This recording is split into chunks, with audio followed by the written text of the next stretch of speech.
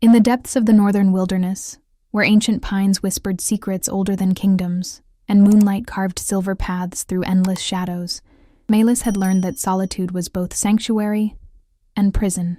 3 years she had lived in her forest cabin, 3 years since she'd chosen exile over the suffocating expectations of pack life. 3 years of convincing herself that the ache in her chest was freedom, not loneliness, that the silence echoing through empty rooms was peace, not the hollow sound of a heart that had forgotten how to hope.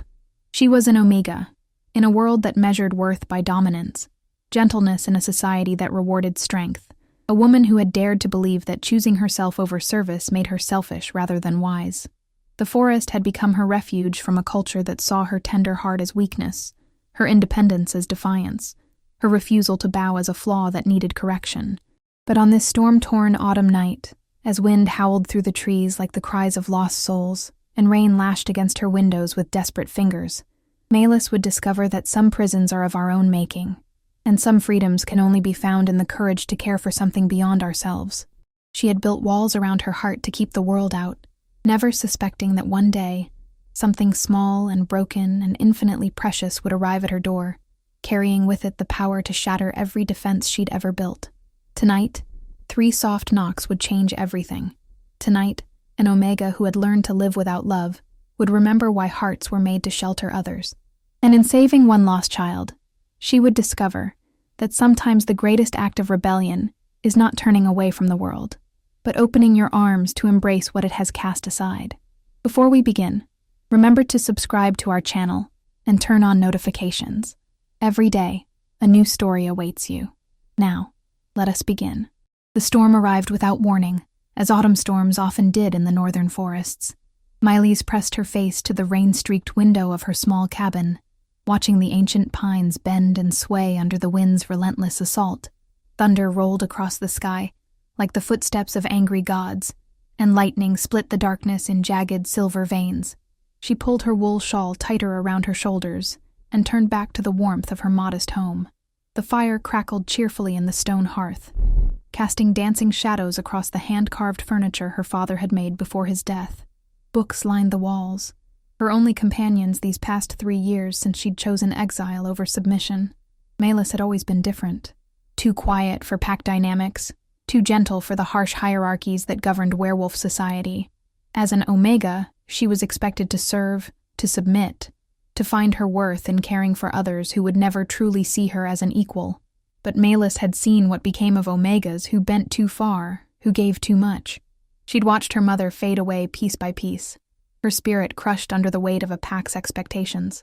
So when her 18th birthday arrived with its inevitable pressure to choose a mate and fulfill her purpose, Meis had made a different choice. She'd taken her inheritance, this small cabin deep in neutral territory, and disappeared into the wilderness where pack laws couldn't reach her. The loneliness was a price she'd learned to pay. She settled into her reading chair with a cup of chamomile tea, opening to a well-worn page of poetry. The storm could rage all it wanted. She was safe here, hidden away from a world that had never understood her gentle heart. Then came the knock. 3 soft taps, barely audible above the storm's fury. Meis froze, her cup halfway to her lips. No one knew where she lived. No one came this deep into the forest, especially not during weather like this. Another knock, weaker this time. Setting down her tea with trembling hands, Meis approached the door. Her wolf stirred uneasily beneath her skin, sensing something important, something that would change everything. But the scent that reached her through the wooden barrier wasn't threatening. It was young, frightened, and heartbreakingly vulnerable. "Please," came a voice so small it might have been the wind. "Please help." Meis threw open the door. On her doorstep lay a child who couldn't have been more than 4 years old, wrapped in a thin, sodden blanket. His hair was dark as midnight, plastered to his skull by the rain, and his small body shook with cold and exhaustion. But it was his eyes that stole her breath, ancient gold in a face too young, wide with fear and pain that no child should ever know. He wasn't entirely human. She could smell it on him, the wild, complex scent of shifter blood, but layered with something else, something that made her wolf whine in recognition and submission. "Oh, sweet child," Meis whispered, dropping to her knees beside him. "What happened to you?" The boy tried to speak, but only a whimper emerged. His lips were blue with cold, his breathing shallow and labored. Whatever had brought him here, it could wait. Right now, he needed warmth and safety. Meis gathered him into her arms, surprised by how light he was, how fragile. He molded against her chest like he belonged there, his small hands fisting in her shawl with desperate strength. "You're safe now," she murmured, carrying him inside and kicking the door closed against the storm. "I've got you." She settled him on the sofa near the fire, quickly gathering quilts and blankets to wrap around his shivering form. His breathing began to even out in the warmth, though his eyes remained fixed on her face with an intensity that was both grateful and wary. "What's your name, little one?" she asked gently, tucking the blankets around him. He opened his mouth, closed it, then pointed to his throat and shook his head. Whether he couldn't speak from trauma or injury, Meis couldn't tell, but she nodded understandingly. "That's all right. We don't need words right now." She brushed his damp hair back from his forehead, noting the fevered heat of his skin. "Let me get you something warm to drink." As she prepared hot milk with honey, Meis noticed something she'd missed before, a piece of paper tied around the boy's neck with a length of string. Her hands stilled as she carefully untied it, the paper damp but still legible. The handwriting was feminine, hurried, and stained with what looked suspiciously like tears. "I don't know who else to trust. Please save him. They will kill him if they find him. I'm sorry." The paper slipped from Meis's fingers as tears blurred her vision. She pressed a hand to her mouth, stifling a sob that came from somewhere deep in her chest. Someone had been desperate enough to leave this precious child with a stranger, trusting that kindness might still exist in a world that had clearly shown them cruelty. "Who did this to you?" she whispered, looking back at the boy.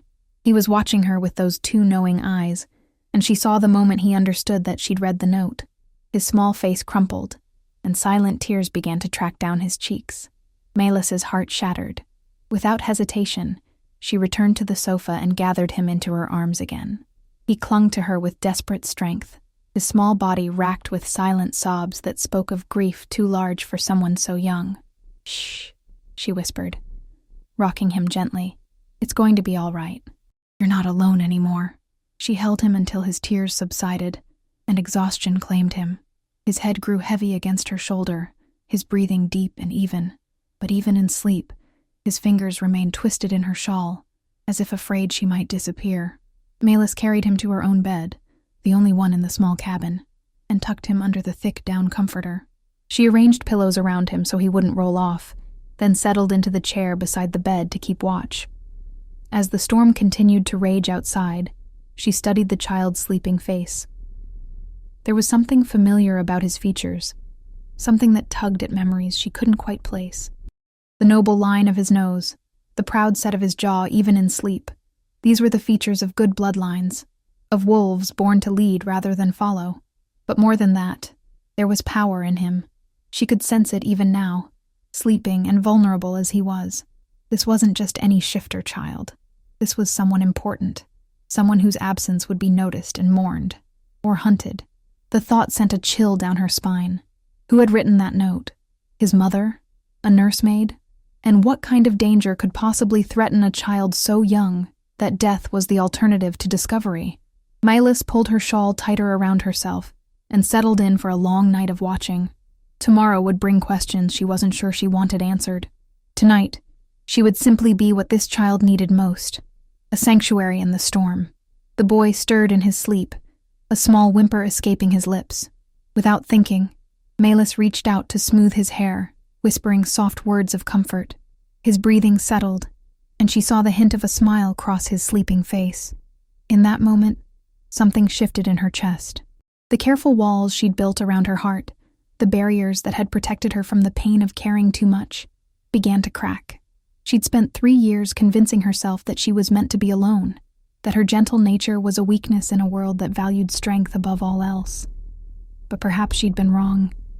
Perhaps her gentleness wasn't a weakness at all. Perhaps it was exactly what this lost child needed. Outside, the storm began to calm, but inside the small cabin, a different kind of tempest was beginning.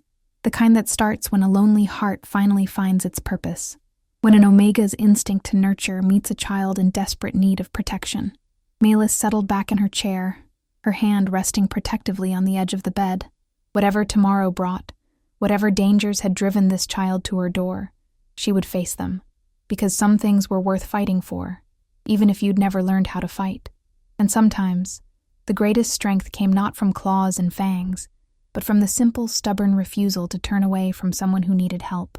Dawn broke gray and subdued over the forest, the previous night's storm having washed the world clean.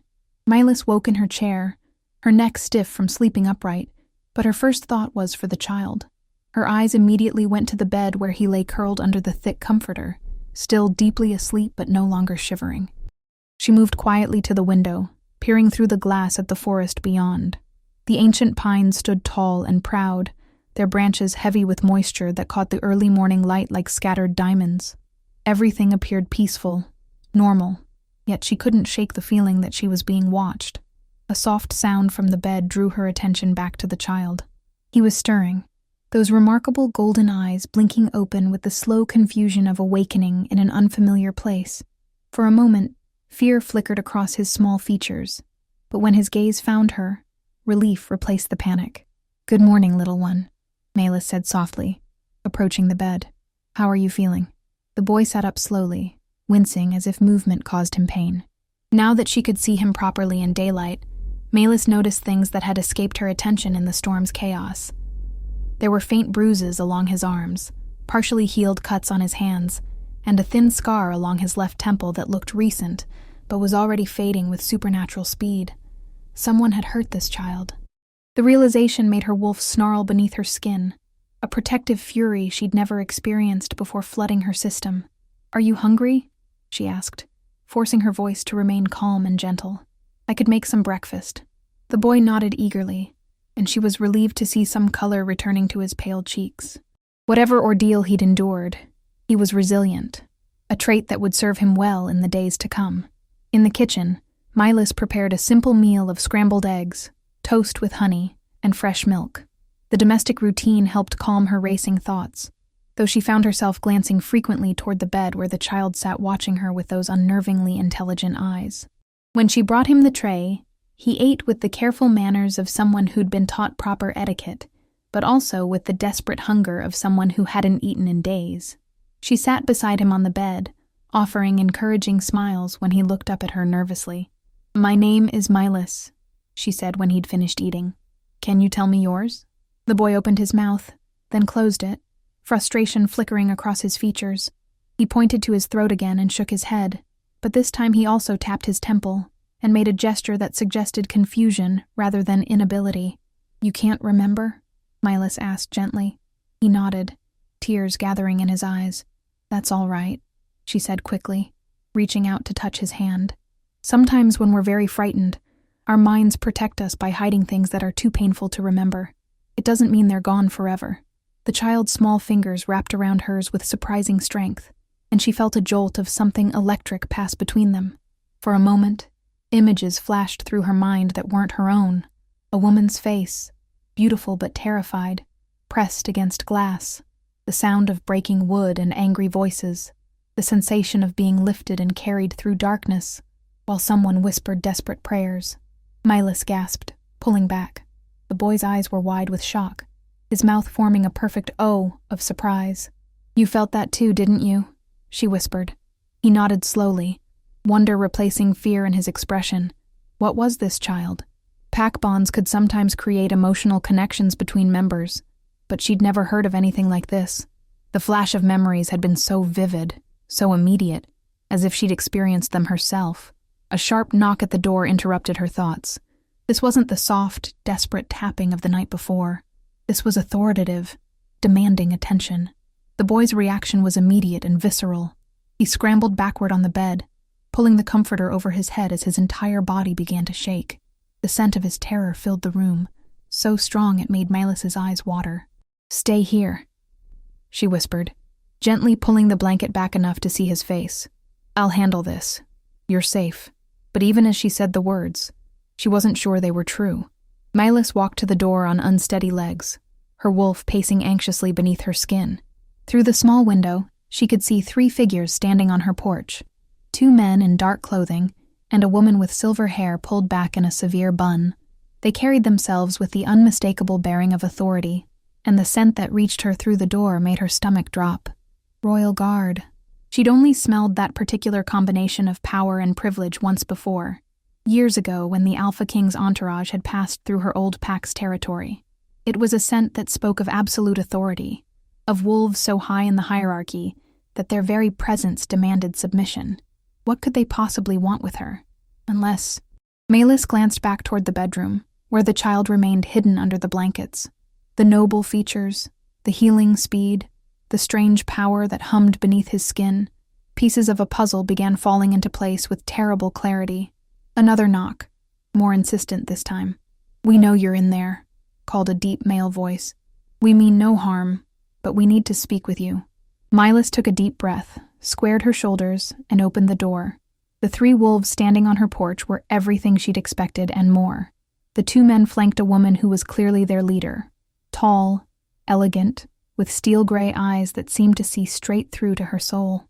All 3 wore the midnight blue of the royal house, their clothing practical but expensively made. "Meis Cunningham," the woman said, and it wasn't a question. "My name is Commander Sarah Blackthorne. We need to discuss the child." "I don't know what you're talking about," Meis replied, though she knew the lie was transparent. These wolves could probably smell the boy's scent all over her, could read the truth in her nervous posture. Commander Blackthorne's expression softened slightly. "May we come in? This conversation would be better held in private." Meis wanted to refuse, to slam the door, and pretend this wasn't happening. But she could sense the power these wolves carried, could feel it pressing against her like a physical weight. They weren't asking permission so much as showing courtesy she probably didn't deserve. She stepped aside, allowing them to enter. The 3 guards arranged themselves in her small living area with military precision, their eyes taking in every detail of the modest cabin. Commander Blackthorne settled into the chair opposite the sofa, gesturing for Meis to sit. "Where is Prince Kale?" she asked without preamble. The words hit Meis like a physical blow. Prince, of course. She should have recognized the signs, should have understood why his very presence made her wolf want to bow in submission. "Is that his name?" she heard herself ask. "Kale?" Something like relief flashed across the commander's face. "So he is here." Meis looked toward the bedroom, where she could hear the faint sound of whimpering. The child, Prince Kale, was terrified, and every instinct she possessed screamed at her to protect him. "He can't remember," she said quietly, "and he's frightened. Whatever happened to him was an attempt on his life," Commander Blackthorne finished. 3 nights ago, rebels infiltrated the royal compound. They killed his personal guard, his nursemaid, and very nearly succeeded in killing the prince himself. The words painted a picture so horrific that Meis felt sick. "He's just a child. How could anyone?" "Because he's not just any child," one of the male guards interjected. "He's the heir to the Northern Crown, the future Alpha King. His death would have thrown our people into civil war." Meis thought of the note, of the desperate words written by someone who'd known they were sending a child into the unknown rather than letting him face certain death. Who saved him? Who brought him here? Commander Blackthorne's expression grew pained. His nursemaid, Lydia. She'd been with the royal family for 20 years, helped raise Prince Kale from birth. When the attack came, she managed to get him out of the compound, but she was badly wounded. The commander paused, visibly struggling with emotion. "She died getting him to safety. We found her body 2 days ago, along with evidence that she'd brought him this direction." "But why here?" Meis asked. "Why my cabin?" The 3 guards exchanged glances, and Commander Blackthorne leaned forward. "What do you know about your mother's family, Meis?" The question caught her off guard. "My mother? She died when I was 10. She was just a Pac Omega. Nothing special. Her maiden name was Moonwater," the commander said quietly. "Her grandmother served as nursemaid to the previous Alpha King. Your family has a history of loyalty to the crown that goes back generations." Meis stared at her, processing this information. "You're saying Lydia brought him here because of my bloodline?" "We're saying she brought him to the one person she knew could be trusted with his life," Commander Blackthorne replied. "Your great-grandmother saved the previous king's life during an assassination attempt. It's a debt the royal family has never forgotten." A soft sound from the bedroom drew everyone's attention. Prince Kale stood in the doorway, his small frame nearly swallowed by one of Melis's oversized nightgowns. His golden eyes were fixed on Commander Blackthorne with a mixture of recognition and uncertainty. "My prince," the commander said, dropping to one knee. The 2 male guards immediately followed suit. Meis watched as something flickered in the boy's eyes, confusion giving way to memory, piece by piece. He took a hesitant step forward, then another, until he was standing directly in front of the kneeling commander. "Sarah?" His voice was hoarse from disuse, barely above a whisper, but the word was clear. "Yes, Your Highness, it's me." Prince Kale looked back at Meis, his expression uncertain.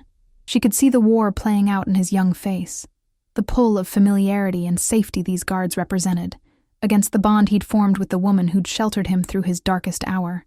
"Will you come home with us, my prince?" Commander Blackthorn asked gently. "Your father is frantic with worry." But instead of answering, Prince Kale walked back to Meis. He climbed onto the sofa beside her and pressed himself against her side, his small hand slipping into hers. "May," he said quietly, the first word he'd spoken to her. It wasn't his inability to speak that had kept him silent. It was trauma, fear, and the protective walls his young mind had built around memories too terrible to face. "What do you want, little one?" she asked softly. "Stay with you," he whispered, so quietly only she could hear. Meis felt her heart crack open. This powerful, precious child wanted to stay with her, a nobody Omega living alone in the woods. But she knew it was impossible. He had a father who loved him, a kingdom that needed him, a destiny that stretched far beyond her small cabin. "Your Highness," she said gently, "your father needs to know you're safe. There are people who love you and have been scared for you." Prince Kale's grip on her hand tightened. "Come with me?" The simple question hung in the air like a prayer. Meis looked up to find Commander Blackthorn watching her with an unreadable expression. "That might not be a simple matter," the commander said carefully. "The court has very strict protocols regarding Sarah." Prince Kale's voice was stronger now, carrying the unconscious authority of someone born to rule. "She comes." The finality in his tone brooked no argument, even from a commander of the royal guard. Meis stared at him in amazement. This was the future king speaking, and despite his young age, the power in his voice was undeniable. Commander Blackthorn inclined her head. "As you wish, Your Highness." Meis felt the world shifting around her, her quiet, solitary life dissolving like morning mist. "I can't just leave. I have a life here. Responsibilities. May." Prince Kale turned those golden eyes on her, and she saw depths of wisdom that shouldn't exist in someone so young. "Please, I need you." And there it was. The truth she'd been avoiding since the moment she'd opened her door to a frightened child in a storm. She was already lost, already bound to this boy by something deeper than duty or obligation. The protective instincts he'd awakened in her wouldn't be satisfied by simply returning him to safety. She needed to know he was all right, needed to be certain he was protected and loved. She needed to be the sanctuary he could return to when the weight of crown and kingdom became too heavy for small shoulders to bear. "All right," she whispered, and watched relief bloom across his face like sunrise. "I'll come with you." Commander Blackthorn stood, her expression both relieved and concerned. "We should leave within the hour. The rebels are still at large, and the longer Prince Kale remains away from the protection of the royal compound, the greater the danger." As Meis gathered her few belongings, she caught glimpses of Prince Kale through the open bedroom door. He sat on her bed, touching the quilts and pillows with careful fingers, as if trying to memorize the place that had been his sanctuary.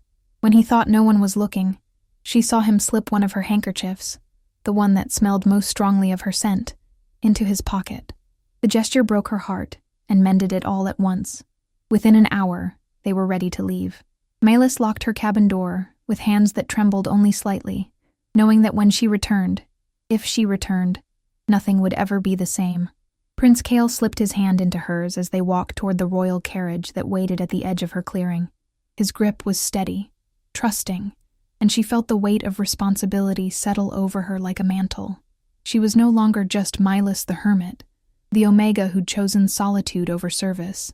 She was now the guardian of a prince, the protector of a kingdom's future, the woman who'd answered a desperate plea for help and found her purpose in the process.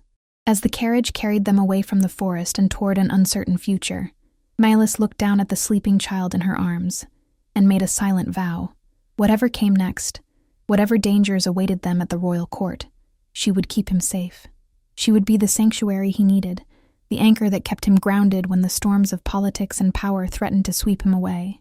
Because sometimes the most important battles weren't fought with claws and fangs, but with love and stubbornness, and the simple refusal to abandon those who needed protection.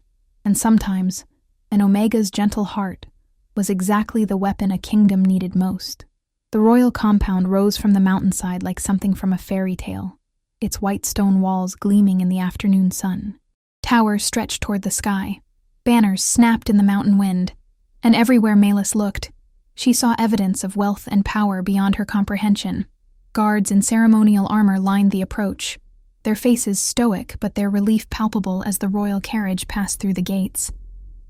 Prince Kale had awakened as they'd begun the climb toward his home, pressing his face to the carriage window with an expression of wonder mixed with trepidation. His small hand remained firmly clasped in Melis's, as if she were his anchor to safety in a world that had recently shown him how dangerous it could be. "Home," he whispered, though the word carried uncertainty rather than joy. "Yes," Commander Blackthorn said gently. "Your father will be so happy to see you." The carriage rolled to a stop in a courtyard paved with smooth gray stones. Before the wheels had fully stopped turning, the massive doors of the main hall burst open, and a man came running down the steps with desperate urgency. Alpha King Magnus was nothing like Meis had expected. Where she'd imagined cold authority and distant nobility, she saw instead a father's raw relief and desperate love. He was tall and broad-shouldered, his dark hair streaked with premature silver, his golden eyes, so like his son's, filled with tears. He made no attempt to hide. "Kale," he breathed, reaching the carriage just as Commander Blackthorn opened the door. "My son." Prince Kale launched himself from the carriage into his father's arms, and Meis watched through her own tears as the Alpha King held his child like he never intended to let go. Both father and son were sobbing openly now, their reunion a raw display of emotion that made Melis's heart ache with its beauty. "I thought I'd lost you," King Magnus whispered into his son's hair. "When they told me what happened, when we couldn't find you, I thought—" "Lydia saved me," Prince Kale said, his voice muffled against his father's shoulder. "She brought me to May." King Magnus's eyes found Meis over his son's head, and she saw gratitude so profound it took her breath away. She climbed down from the carriage on unsteady legs, suddenly aware of how out of place she looked in her simple woolen dress and worn cloak among all this grandeur. "Your Majesty," she said, dropping into what she hoped was an appropriate curtsy. "No," King Magnus said firmly, adjusting Prince Kale in his arms so he could face her properly. "You don't bow to me. I bow to you." And to Melis's absolute shock, the Alpha King of the Northern Territories lowered his head in a gesture of respect that sent whispers rippling through the assembled courtiers. "You saved my son," he continued, his voice thick with emotion. "You gave him sanctuary when he needed it most. There is no debt greater than the one I owe you." "I only did what anyone would do," Meis said quietly, uncomfortable with the attention. "No," Prince Kale said, turning in his father's arms to look at her. "You did what May would do. You're special." The simple declaration from a 4-year-old prince carried more weight than any royal proclamation.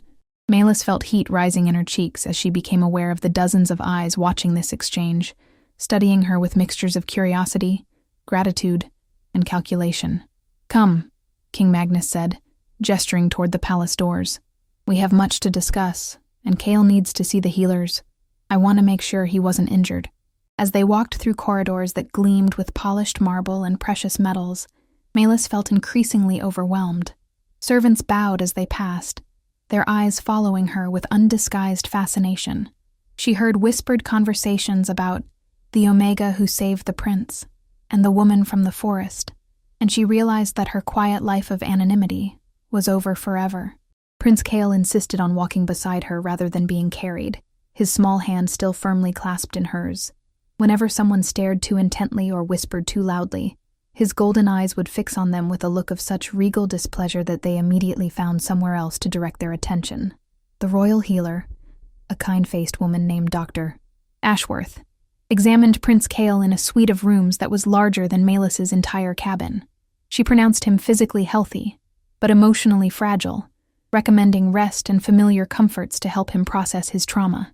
"He's been through something terrible," Dr. Ashworth told King Magnus quietly, though Prince Kale had fallen asleep on a velvet sofa and couldn't hear. "His body shows signs of accelerated healing, which suggests his wolf is trying to protect him, but the psychological wounds will take longer to mend. What does he need?" the king asked. Dr. Ashworth glanced at Meis, who was sitting beside the sleeping prince, gently stroking his hair. Stability, security, and apparently, her. It was true. Throughout the examination, Prince Kale had grown agitated whenever Meis moved more than a few feet away, calming only when she returned to his side. Whatever bond had formed between them in her cabin had strengthened during their journey, becoming something that couldn't be ignored or easily broken. "We've prepared quarters for you in the guest wing," King Magnus told Meis as they left the healer's chambers. "Close enough that Kale can reach you if he needs to, but private enough that you'll have space to yourself." "Your Majesty," Meis said hesitantly, "I appreciate your hospitality, but I can't stay indefinitely. I have a life to return to." "Do you?" King Magnus stopped walking and turned to face her, his expression gentle but serious. "Because from what I understand, you've been living alone for years, avoiding pack affiliations and commitments. What exactly are you returning to?" The question stung because it was so accurate. What was waiting for her back at the cabin? Empty rooms, solitary meals, books that couldn't fill the silence that had grown so much deeper after experiencing the joy of caring for someone who needed her. "I'm not equipped for court life," she said instead. "I don't know the protocols, the expectations." "You don't need to know protocols," King Magnus interrupted. "You need to know how to love my son, and you've already proven you excel at that." They were interrupted by the arrival of a woman who radiated authority and barely contained fury. She was beautiful in a cold, perfect way, her platinum blonde hair styled in an elaborate updo, her ice blue gown clearly worth more than most people earned in a year. When she saw Meis, her lip curled in barely disguised disdain. "Magnus," she said, her voice like frost over steel, "I see you've brought the Forest Omega into the palace." "Lady Vivian," King Magnus said, his tone cooling noticeably.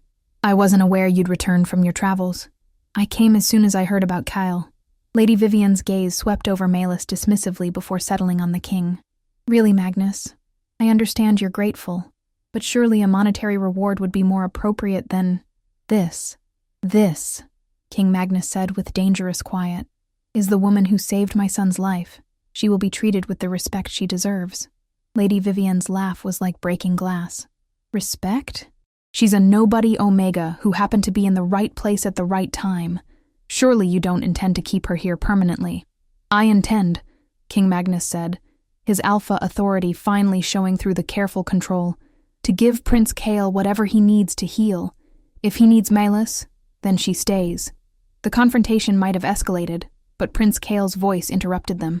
He'd awakened and was standing in the doorway of the healer's chambers, his golden eyes fixed on Lady Vivian with surprising coldness for someone so young. "Go away, Vivian," he said clearly. "May stays." Lady Vivian's face flushed with embarrassment at being dismissed so casually by a child, but she couldn't argue with a direct order from the prince. She inclined her head stiffly and swept away, her heels clicking angrily on the marble floors. "I'm sorry about that," King Magnus said quietly to Meis. "Lady Vivian has expectations regarding her place in the royal hierarchy." Meis understood without being told. Lady Vivian was clearly someone who'd expected to become queen, someone who saw Melis's presence as a threat to carefully laid plans. The political implications made her head spin. "I really think it would be better if I went home," she said. "No," Prince Kale said firmly, walking over to take her hand again. "May promised. You promised to stay with me." Had she promised? Looking down into his trusting golden eyes, Meis realized that perhaps she had, even if the words hadn't been spoken aloud. The moment she'd chosen to protect him, the moment she'd climbed into that carriage, she'd made a commitment she couldn't easily abandon. That evening, as Meis settled into quarters more luxurious than anything she'd ever imagined, she reflected on how completely her world had changed in just 2 days. The rooms were beautiful. Silk wallpapers, crystal chandeliers, furniture that probably cost more than her cabin, but they felt cold and impersonal. A soft knock at her door interrupted her thoughts. Prince Kale stood in the hallway wearing silk pajamas that probably cost more than her entire wardrobe, holding a stuffed wolf that looked well-loved despite its expensive craftsmanship. "Can't sleep," he said simply. Meis opened her door wider, allowing him into her sitting room. He climbed onto the velvet sofa and patted the cushion beside him, clearly expecting her to join him. "Bad dreams?" she asked, settling beside him. He nodded, then surprised her by climbing into her lap and curling against her chest like he had that first night. They come back when I close my eyes. The scary men, the noise, Lydia crying. Melis's heart broke for him. It's normal to have bad dreams after something frightening happens. They'll get better with time. Will you stay until I fall asleep? He asked. Like before? Of course. She carried him to his enormous bed in the adjoining royal nursery and sat beside him as she had in her cabin, stroking his hair and humming soft melodies until his breathing evened out. But when she tried to leave, his small hand shot out to grasp her wrist. Don't go, he whispered, still mostly asleep. Please don't leave me alone. So Melis spent the night in a chair beside Prince Kale's bed, just as she had that first night. But this time, she wasn't just keeping watch over a frightened child found in a storm. She was protecting a prince, a future king, a little boy who'd lost his innocence too early and needed someone to help him find his way back to feeling safe. The next morning brought an unexpected visitor to her chambers. King Magnus arrived just as Melis was finishing her breakfast, his expression serious, but not unkind. We need to talk, he said gently, about the future. Melis set down her teacup with trembling fingers. I know I can't stay forever. Prince Kale will adjust. That's not what this is about, King Magnus interrupted. Yesterday, while you were settling in, I received reports from my investigators. The rebels who attacked the palace, they're still out there, and they're specifically targeting Kale. The words hit her like ice water. But why? He's just a child. He's the heir to the throne, King Magnus said grimly. As long as he lives, he represents everything they want to destroy. The attack 3 days ago wasn't random violence. It was a coordinated assassination attempt, and they will try again. Melis felt the room spinning around her. What are you saying? I'm saying that my son needs protection beyond what traditional guards can provide. He needs someone he trusts completely, someone who can stay close to him without arousing suspicion. King Magnus leaned forward, his golden eyes intense. He needs you. I'm not a warrior, Melis protested. I'm just an Omega.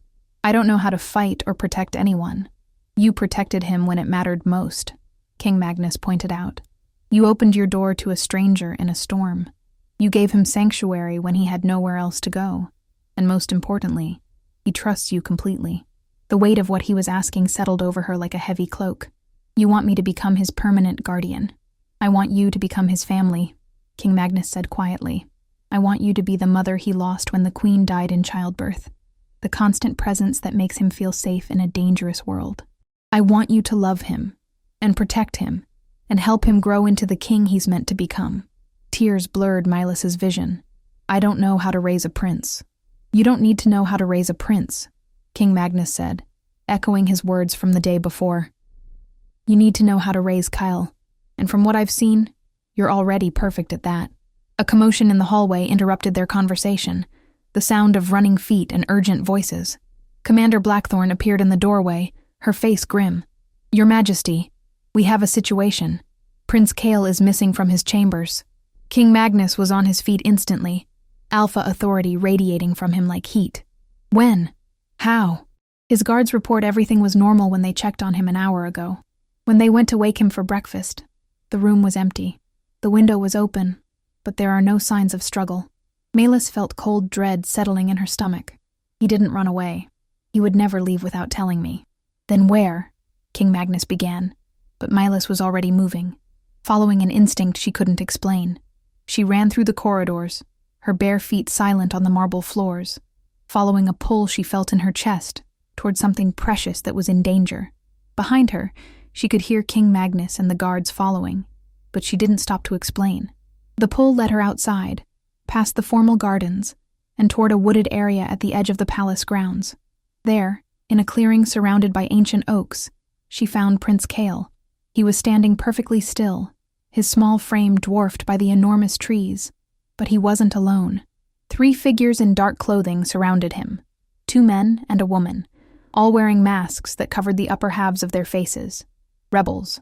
There she is, one of the men said, as Melis burst into the clearing. The Omega who thinks she can play royal guardian. Let him go, Melis said, her voice steadier than she felt. He's just a child. He's an abomination, the woman spat. A symbol of everything that's wrong with our people. The crown should go to someone strong, Someone worthy, not some traumatized child who clings to Omega nursemaids.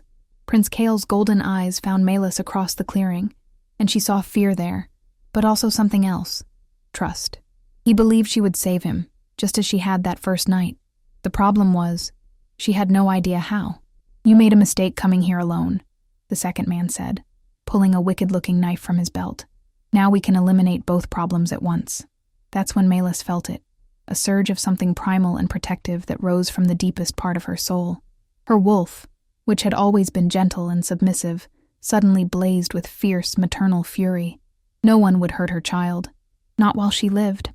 The change that came over her was unlike anything she'd ever experienced. Power flowed through her veins like molten gold, her senses sharpening to supernatural clarity, her body moving with speed and grace she'd never possessed. She didn't shift. That would have taken too long. Instead, she moved as a human enhanced by wolf strength, crossing the clearing in seconds and placing herself between Prince Kale and his attackers. "May!" Prince Kale cried, running to her and wrapping his arms around her waist. The rebels attacked simultaneously, but Meis met them with a ferocity that shocked everyone, including herself. She fought like a mother wolf defending her cub, all strategy abandoned in favor of pure, protective instinct. She had no training, no experience with combat, but she had something more powerful: the absolute refusal to let anything harm the child under her protection. When King Magnus and his guards burst into the clearing, they found 3 unconscious rebels, and Meis kneeling beside Prince Kale, checking him for injuries with shaking hands. "Are you hurt?" she whispered, her voice hoarse from the adrenaline crash. "No," Prince Kale said, his small hands cupping her face. "You saved me again." Later, as the rebels were taken into custody and the immediate crisis passed, King Magnus found Meis sitting in her chambers, staring out the window with a dazed expression. "I don't understand what happened out there," she said quietly. "I'm not a fighter. I've never been strong or fierce or brave." "You're a mother," King Magnus said simply, settling into the chair beside her. "And a mother protecting her child is the most dangerous force in the world." "He's not my child," Meis protested weakly. "Isn't he?" King Magnus asked gently. "Because from where I'm standing, it looks like you've claimed him as surely as if you'd given birth to him yourself, and he's claimed you right back." As if summoned by their conversation, Prince Kale appeared in the doorway. He was clean and dressed in fresh clothes, but his eyes immediately sought Meis with the desperation of someone who needed constant reassurance that his anchor was still there. "May," he said, running to her and climbing into her lap with the ease of long practice. "Don't leave. Please don't ever leave. Please don't." Looking down at his earnest face, feeling the complete trust and love in his small arms around her neck, Meis finally understood what King Magnus had been trying to tell her. This wasn't about duty or obligation or royal gratitude. This was about love. Pure, unconditional, transformative love between a woman who'd thought herself meant to be alone and a child who needed her more than he needed anything else in the world. "I won't leave," she promised, the words carrying the weight of a sacred vow. "I'll stay for as long as you need me." "Forever?" Prince Kale asked hopefully. "Forever," Meis agreed, and felt the last pieces of her heart settle into place. Outside her window, the sun was setting over the mountain peaks, painting the sky in shades of gold and crimson. Tomorrow would bring new challenges, new dangers, new complexities as she learned to navigate her role as the unofficial mother to a prince. But tonight, she held her son, because that's what he was now, in every way that mattered, and knew that she was exactly where she belonged. Sometimes the greatest adventures begin not with grand quests or noble purposes, but with the simple decision to open your door when someone needs help. And sometimes, the most important kingdom you can protect isn't made of castles and crowns, but of trust and love, and the sacred bond between a mother and child who found each other exactly when they both needed saving. In the growing darkness of her chambers, Meis held Prince Kale close and whispered the same words she'd spoken that first stormy night. "You're safe now. I've got you." And for the first time since his ordeal began, Prince Kale truly believed it. 5 years later, the morning sun streamed through the tall windows of the royal nursery, where Meis sat reading to a group of children gathered around her feet. Prince Kale, now 9 years old, and every inch the future king, listened with the same rapt attention as the younger children, though he could have recited the story from memory. And so the little Omega discovered that sometimes the greatest magic isn't in being strong or fierce, Meis read, her voice carrying the warm cadence of countless bedtime stories, but in simply refusing to turn away when someone needs help. Tell the part about the scary men again, piped up Princess Luna, King Magnus's 3-year-old daughter with his new queen. She had inherited her father's golden eyes and her stepmother's courage, and an alarming tendency to befriend every creature she met. The scary men aren't the important part of the story, Kale said seriously, his voice carrying the unconscious authority that had only grown stronger with age. The important part is that May chose love over fear. Meis smiled, reaching out to ruffle his dark hair. He was growing so fast, already showing signs of the powerful alpha he would become, but he still sought her comfort when nightmares came, still saved the last bite of his favorite desserts to share with her. Very wise, my prince, she said softly. A gentle knock at the door interrupted the reading circle. Queen Isabel entered, her infant son, 6-month-old Prince Adrian, sleeping peacefully in her arms. She was everything Lady Vivian had not been. Kind, intelligent, and secure enough in her own worth to embrace, rather than compete with the bond between Meis and Kale. I'm sorry to interrupt story time, Queen Isabel said, settling gracefully into a nearby chair. But Magnus wanted to speak with you, Meis. Something about the new security protocols. Meis nodded, closing the book. The threats against the royal family had never completely disappeared, but they'd learned to build their lives around joy rather than fear. Kale was trained in self-defense now, always accompanied by discreet guards, but he was also allowed to be a child, to run through the gardens, to laugh too loudly in the corridors, to curl up with Meis when he needed reassurance. Finish the story without me, she told the children, standing and smoothing her dress. Over the years, her wardrobe had evolved to match her position, but she still favored simple, comfortable clothing in soft colors. I'll be back for lunch. Promise? Kale asked, though at 9, he was trying to appear more grown-up and less dependent. Promise, she confirmed, pressing a kiss to the top of his head. King Magnus's office had changed little in 5 years, though new portraits now graced the walls. Formal paintings of the growing royal family, but also candid sketches that captured quieter moments. Meis's favorite was a charcoal drawing of her and Kale reading together in the garden, both of them laughing at something on the page. You wanted to see me? She asked, settling into the familiar chair across from his desk. King Magnus looked up from a stack of papers, his expression warm but serious. I had an interesting conversation with Commander Blackthorn this morning. She's recommended you for formal recognition in the Order of the Royal Guard. Meis blinked in surprise. I'm not a guard, Your Majesty. No, you're not, Magnus agreed, leaning back in his chair. You're something far more valuable. In 5 years, there hasn't been a single successful attempt against Kale's life. Not one. Do you know why? Better security? Meis suggested weakly. Better love, Magnus corrected. The rebels have learned that to get to my son, they'd have to go through you first. And after what happened in that clearing 5 years ago, most of them aren't willing to risk it. The memory still made her shiver sometimes, not with fear, but with wonder at what she'd been capable of when someone she loved was threatened. The power that had flowed through her that day had never fully retreated. She was still gentle, still preferred books to battles, but now there was steel beneath the softness that everyone could sense. There's something else, Magnus continued. I've been in correspondence with the High Council about formalizing your position here. They want to offer you a title, Duchess of Moonwater, in honor of your grandmother's service to the crown. Meis felt dizzy. A title? But you're the woman who saved the heir to the throne and has spent 5 years raising him with more wisdom and love than most people show their own children, Magnus interrupted. You're the unofficial Queen Mother, the person both my children run to when they're hurt or scared or excited. Your family, Meis. It's time the kingdom recognized that officially. Tears blurred her vision. A title meant security, recognition, the legal right to make decisions about Kale's welfare if something happened to his father. But more than that, it meant belonging.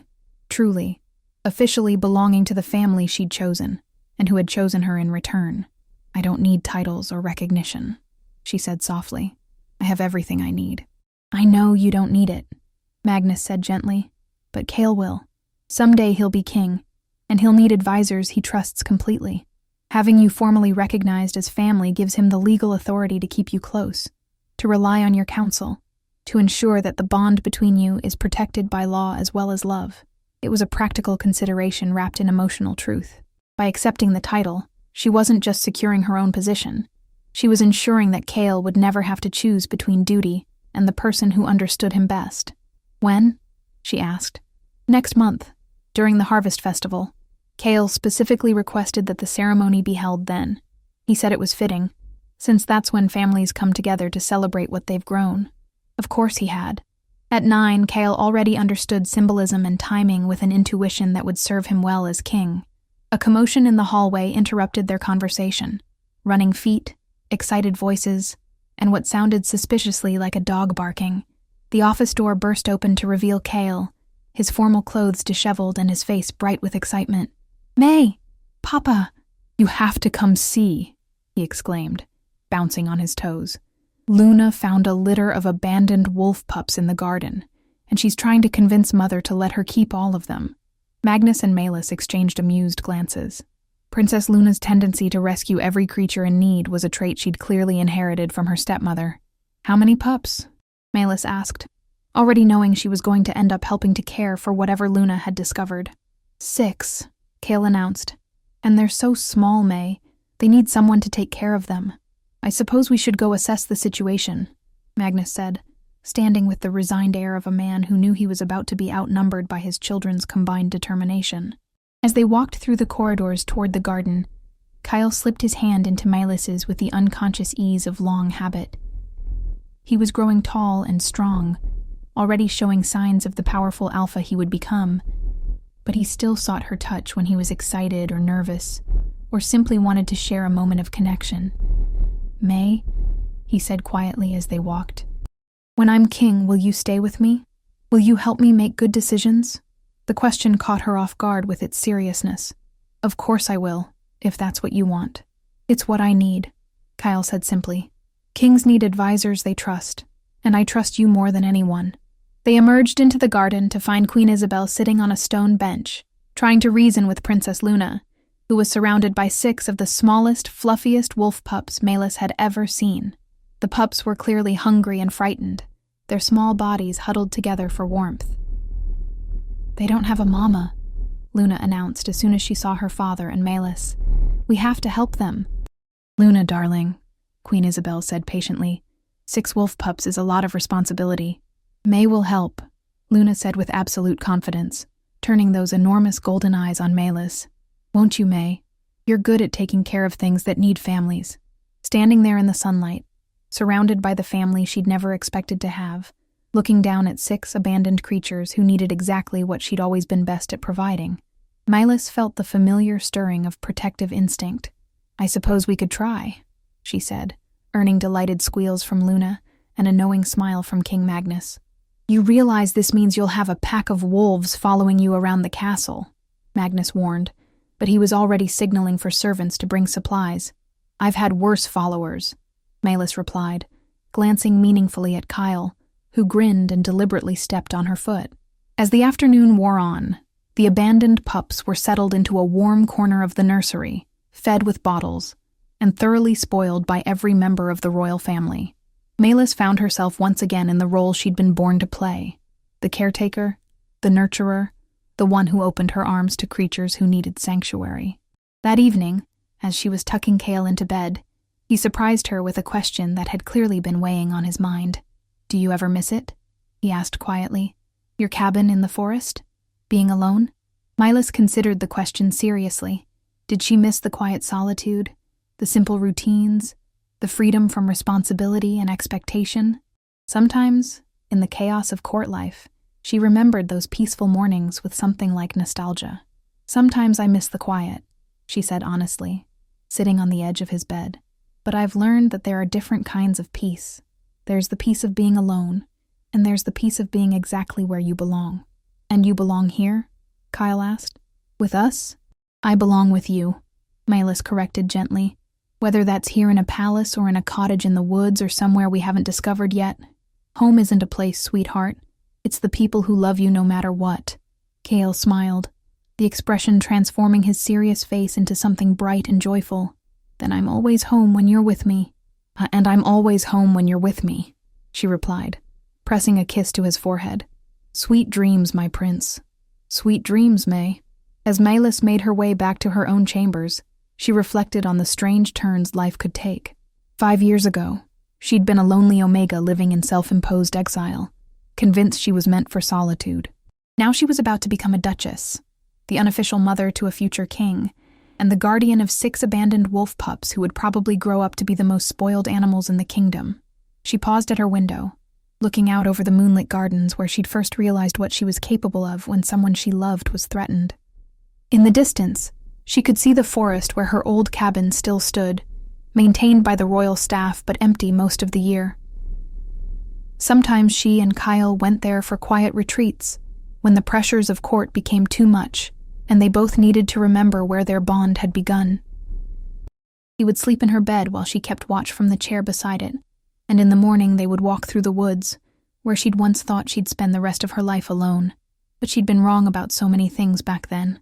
She'd thought kindness was weakness, that love was a luxury she couldn't afford, that her gentle nature made her unsuitable for the harsh realities of the world. Instead, she'd learned that kindness could be the fiercest force of all, that love was not a luxury, but a necessity, and that sometimes the gentlest hearts were exactly what the world needed most. A soft knock at her door interrupted her musings. Kale stood in the hallway, holding one of the wolf pups in his arms. "She was crying," he explained. "I thought maybe she was lonely." Meis smiled, opening her door wider. "Bring her in. We'll keep her company until she falls asleep." As they settled on her sofa with the tiny wolf curled between them, Meis thought about all the lost creatures who had found their way to her door over the years. A frightened prince in a storm, abandoned pups in need of care, even herself, though she hadn't realized it at the time. "May?" Kale said sleepily, his head resting against her shoulder. "Thank you." "For what, sweetheart?" "For answering the door that night. For choosing to help when you could have stayed safe." "Thank you for knocking," she replied, stroking his hair as his breathing evened out into sleep. Outside her window, the moon sailed across a clear sky, its light blessing the kingdom spread out below. Somewhere in the forest, her old cabin stood empty but ready, waiting for the next lost soul who might need sanctuary.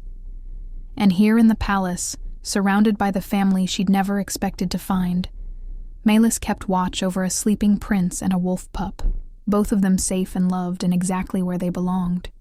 Sometimes the greatest adventures didn't begin with quests or prophecies or calls to destiny. Sometimes they began with the simple decision to answer when someone knocked on your door in the middle of a storm. And sometimes, if you were very lucky, that moment of kindness would transform not just one life, but an entire kingdom's future. In her arms, Prince Kale shifted in his sleep, murmuring something that sounded like, "home." The wolf pup opened one golden eye, looked at Meis with perfect trust, and settled back into peaceful dreams. And in her heart, Meis whispered a prayer of gratitude for the storm that had brought them all together, for the courage to open her door when it mattered most, and for the love that had grown from a single act of kindness into something strong enough to change the world. If you enjoyed this story, a like or comment really helps. And if you wish to hear more tales like this one, make sure you subscribe so you never miss the next tale.